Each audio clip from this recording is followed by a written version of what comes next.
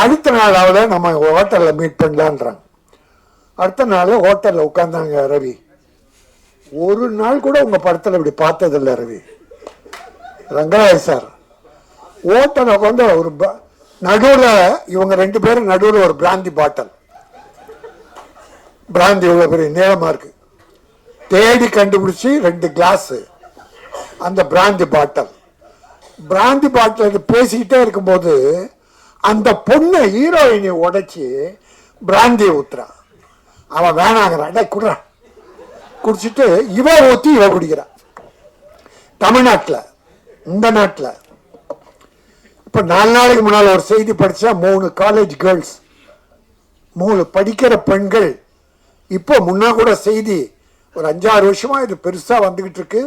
College girls இப்போ குடிக்க ஆரம்பிச்சிட்டாங்கன்ற ஒரு தாத்தாவா மனு நொந்து போய் சொல்கிறேன்.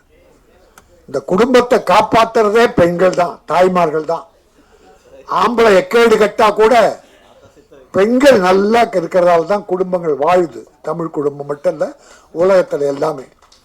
ஆக அப்படி ஒரு கல்யாணம் பண்ணிக்கிற பொண்ணு பிராந்தியை ஊற்றி டே குடிடா, இவ குடிக்கிறா, 2 பேரும் குடிக்கிறாங்க.